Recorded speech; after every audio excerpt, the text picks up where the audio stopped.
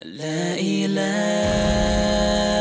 إلا الله لا إله إلا الله لا إله Sure Al-İmran tefsiri 55. ayetten başlayıp okuyunuz inşallah. Elhamdülillah ve salatu ve selamu ala Resulillah ve ala alihi ve sahbihi ecma'in. Ama ba'd. Esselamu aleyküm ve rahmetullahi ve berekatuh. Tövende dehtanlığa İbn Kathir rahimahullah'ın Kur'an-ı Kerim tefsiri Uygurca tercümesi Sure Al-İmran 55. ayetinden başlayıp okuyunuz inşallah. Ba'da euzu billahi mineşşeytanirracim. Öz vaxtida Allah aytdi: Ey İsa, men seni ecilen yetkende qabz ruh qılıman. Seni dergahimda kötürümen. Yani asmanğa elip çıqaman. Seni kafirlardan pak qılıman. Yani seni öldürmekçi bolğan yamanlarning şerrinden saqlayman. Sana ergeçkenlerini kıyametkiçe kafirlardan üstün qılıman. Andın mening dergahimga qaytisilar. Sizlar ixtilop qilishgan ish, yani İsa'nın işi üstüdün aranglarda men hüküm chiqiraman. Kafirlarga bolsa dünya ve ahirette qattiq azab qilaman. Ulardan Allah'ның azabını to'sadigan hech medetkar bo'lmaydi. Iymon etgan ve yaxshi amal qilganlarga kelsak, Allah ularning qilgan yaxshi amallarining ajrini to'liq beradi. Allah zalimlarni do'st tutmaydi.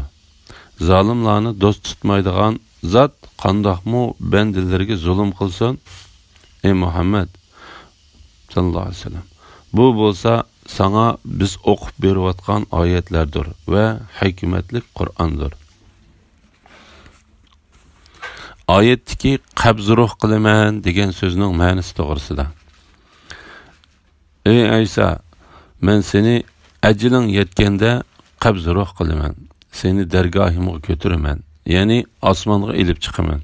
Bu ayetdeki qabz ruh qilaman degan so'zdan uxlatib qo'yman degan ma'no ko'z tutildi. Allah Teala qabz ruh qilaman degan so'zni nurg'unlagan oyatlarda uyqu ma'nosida ishlatdi. Tövendeki bu ayetler şu ayetlerinin qatarıdındır. Allah sizlarni keçisi uxultudu. İnsanlar ölüdiğen çağlarda Allah ularning canlarını alıdı. Ölmegenlerinin canlarını uxulagan çağlarda alıdı. Peygamber aleyhisselam uykusundan uyg'onganda tövendeki duanı okuydu. Bizni öldürgenden keyin terildirgen Allah Teala'ga hamd sanolar bolsun. Kıyamet günü qaytadigan joy Allah Teala'nın dergahıdır. Allah Teala'nın yana ularning küfri, yani İsa aleyhisselamni inkar qilganliklari uchun ve Meryem'ge çoğ böhtan chaplaganliklari uchun ularga la'nat qildik. Yana Allah'ның Resulü İsa İbn Meryem'ni hakikaten öldürdük deganlikleri uchun ularga la'nat qildik. Ve halenki ularning İsa'ni öldürgünü mü yok, darga asqını mı yok. Velikin ularga şübhe silindi. İsa'ni astık deb gumon qilib, İsa aleyhisselamga o'xshab qolgan boshqa birisini astı. İsa to'g'risida ixtilof qilishganlar hakikaten uning öldürülgenligi meselesinde şübhidir. Ular bu işnin haqiqatini bilmeydi. Gumong'a asoslanadi. Ular İsa'ni cezmen öldürmedi. Belki Allah onu öz tarafiga kötürdü. Yani İsa'ni Allah ularni şerridan qutuldurup terik halda terik halda asmanga elip çıkıp gitti. Allah g'olibdir, hikmet bilen ish qilguchidir. Ahli kitobdan, yani Yahudilar ve Nasaralardan her qandaqki can üzüş aldı da onunla yani İsa'nın haq peygamberligi ve Allah'ның bendesi işkenligi iman etdi. İsa kıyamet günü ular Yahudilarning Aysoni darg'a osdiq degan da'vosining va Nasaralarning Ayso Allohning o'g'li degan da'vosining yolg'onligiga guvoh bo'ladi degan oyatlardagi ahli kitobdan, ya'ni Yahudilar va Nasaralardan har qanday jon uzish oldida onunğa, ya'ni Aysoning haq payg'ambarligi va Allohning bandasi ekanligiga iymon etadi degan oyatining ma'nosi Ayso alayhisalom qiyomat bo'lishdan burun zaminga tushiriladi deganlikdir. Bu chaqda ahli kitoblarning hammasi Ayso alayhisalom o'lib ketishdan burun onunğa iymon keltirdi. Chunki ahli kitoblarning o'zlarining dinida qilish sharti bilan musulmonlarga to'laydigan to'lamni ularning bekor qilib o'tib, ulardan islomdan boshqasini qabul qilmaydi. Men seni ajling yetganda qabzroq qilaman. Bu oyatning ma'nosi haqida Ibn Abu Hatim Hasanning mundaq deganligini rivoyat qiladi. Uyqu o'limdir. Allah Ayso alayhisalomni uyquliq holida osmonga elib chiqib ketdi. Ayso alayhisalom elib kelgan dinning o'zgartib etilganligi to'g'risida. Seni kofirlardan pok qilaman. Ya'ni seni o'ltirmoqchi bo'lgan yomonlarning sharridan saqlayman. Ya'ni men seni osmonga elib chiqib ketish orqali saqlayman. Sana ergashganlarni qiyomatgacha kofirlardan ustun qilaman. Bu haqiqatan Alloh degandek bo'ldi. Ya'ni Alloh Ayso alayhisalomni osmonga elib chiqib ketgandan keyin uning ummatlari guruh-guruhga bo'linib ketdi. Ularning ichidan Alloh taolo Ayso alayhisalom orqali avatgan haqiqat bilan Ayso alayhisalomning Alloh taolaning bandasi, payg'ambari va bandasining o'g'li ekanligiga ishonganlarmu haddidan eshib uni Alloh taolaning o'g'li deb da'vo qilganlarmi bor. Bir turkum kishilar uni iloh deb atashdi. Yana bir turkum kishilar bo'lsa, u Alloh Maryam va Ayso alayhisalomdan tarkib topgan ilohning uchinchisi deb qarashdi. Alloh ularning bu so'zlarining hammasini Qur'onda keltirib, xato gumonda bo'lgan har bir guruhga raddiya berdi. Kishilarning bu holati 300 yil davomlashdi. Ondan Yunonning podshohlaridan bo'lgan Konstantin ismli bir podshoh Xristian diniga kirdi. Uning Xristian diniga kirishlik sababi shuki, u aslida faylasuf bo'lib, Xristian dinini buzish maqsadida hiylagarlik bilan Xristian diniga kirgan deb qaraldi. U Xristian dinining haqiqatini bilmay kirgan degan ko'z qarashlarmi bor. Mayli qandoq bo'lsin, u Xristian bo'lgandan keyin Ayso alayhisalomning elib kelgan dinini o'zgartirib o'tdi.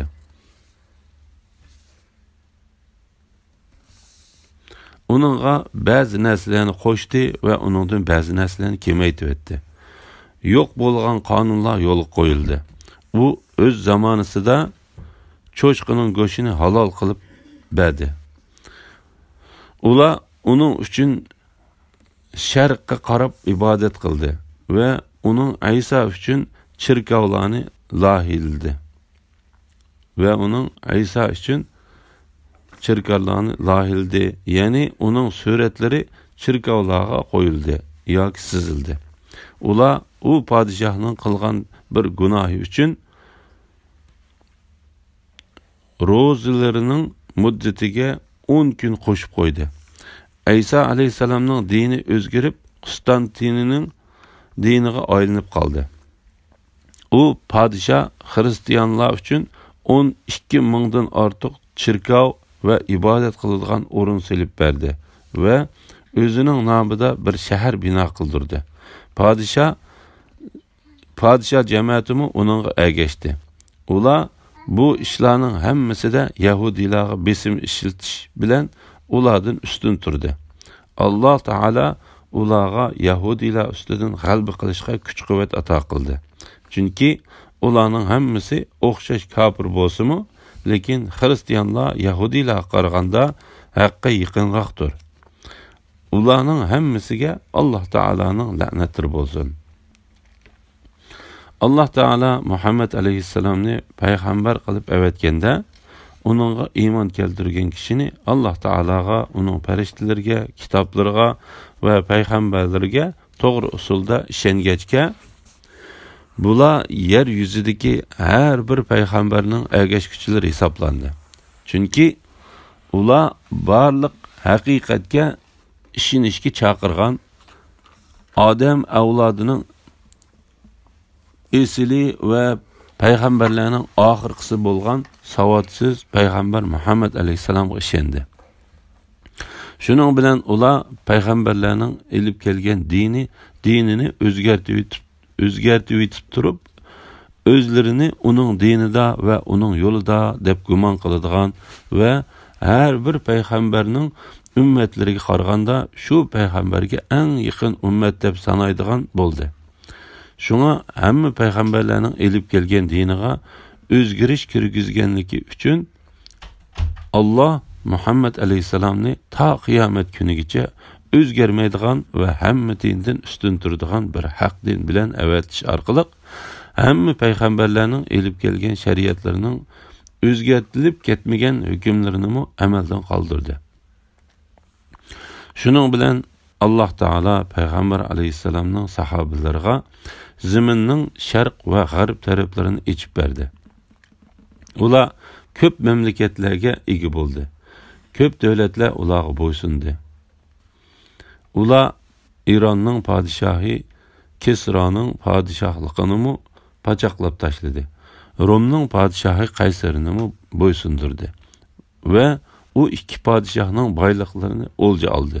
Muhammad alayhissalom ayni vaqtda Robbining bildirishi bilan ularga xabar bergandek, u boyliqlar Alloh taolaning yo'lida ishlatildi. Alloh taolo bu ishdan xabar berib mundaq deydi: Alloh ishinglardagi iymon etgan va yaxshi amallarni qilgan kishilarga ulardan burun o'tganlarni zaminda hukmron qilgandek, ularni cho'qim hukmron qilishni, ular uchun tanlagan dinni cho'qim mustahkam qilib berishni va ularning qo'rqinchisini omonlikqa aylantirib berishni va'da qildi. Ular menga ibodat qiladi, menga hech narsani shirk keltirmaydi. Shun ular Isa alayhisalomga haqiqiy iymon keltirgan edi. Hristiyanlardan Shamning shaharlarini tortib oldi. Ular Hristiyanlarni Romga ko'chirib etdi. Shuning bilan ular o'zlarining shahri Konstantiniyga ko'chib ketdi. İslam ve musulmonlar qiyomat kunigacha Hristiyanlardan ustun turdi. Payg'ambar alayhissalom o'zining ummatiga bu ummatning oxiri pat arada Konstantiniyni ichib, uning ichidagi mol dunyoning hammasini o'lja oladiganligi va Rumliklarning nihoyat cho'ng qirg'in qilinadiganligidan xabar berdi. Dünya ve ahiretning azobi bilan kafirlarga tahdid silish to'g'risida. Ey İsa, seni ajiling yetganda qabzroq qilaman, seni dargohimga ko'tiraman, ya'ni osmonga elib chiqaman. Seni kafirlardan pok qilaman, ya'ni seni o'ldirmoqchi bo'lgan yomonlarning sharridan saqlayman. Sana ergashganlarni qiyomatgacha kafirlardan ustun qilaman. Ondan mening dargohimga qaytsizlar. Sizlar ixtilof qilishgan ish, ya'ni Isoning ishi ustida oranglarda men hukm chiqaraman. Kafirlarga bo'lsa, dunyo va oxiratda qattiq azob qilaman. Ulardan Allohning azobini to'sadigan hech madadkor bo'lmaydi.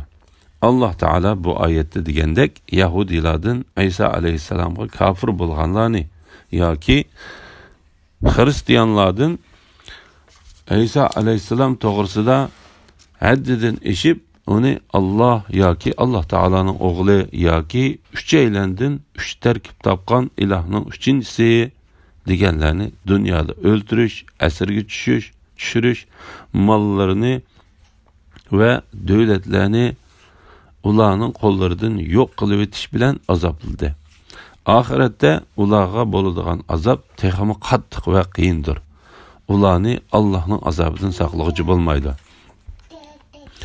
Iymon etgan va yaxshi amal qilganlarga kelsak, Alloh ularning qilgan yaxshi amallarining ajrini to'liq berdi. Ya'ni dunyoda yordam berish va g'alaba ato qilish bilan oxiratda oliy darajalik jannatlar bilan mukofotlashni ishorat qildi. Alloh zolimlarni do'st tutmaydi. Zolimlarni do'st tutmaydigan zot qandoqmi bandalarga zulm qilsin? Ey Muhammad sallallohu alayhi vasallam, bu bo'lsa sana biz o'qib berayotgan oyatlardir va hikmatli Qur'ondir. Ya'ni ey Muhammad sallallohu alayhi vasallam, biz sana İsa alayhisalom va uning tug'ilganlik to'g'risida so'zlab bergan bu ishlar Alloh taolo uni sana vahiy orqali xabar qilgan, lavhul mahfuzdan sana tushirgan va hech qanday shak bo'lmagan narsalarning vahiylaridandir. Alloh taolo bu vaqtda mundaq deydi: Ana shu İsa ibn Maryamning qissasidir. İsa ular detalash qilayotgan o'zining ishining haqiqati ustida haq gapni qildi. Allohning sha'niga bolasi bo'lish loyiq emas. Alloh boladan sherikdan pokdir. Alloh biror ish qilishni iroda qilsa, uning vujudga kel deydi-da, u vujudga keladi. Alhamdulillah, Alloh shukrlar bo'lsin. Yuqorida Al-Imron surasi tafsiridan 58 oyatgacha o'qidik. Oxirini keyin qitimliq o'qishimizda davomlashtiramiz inshaalloh. Assalomu alaykum va rahmatullohi va barakatuh.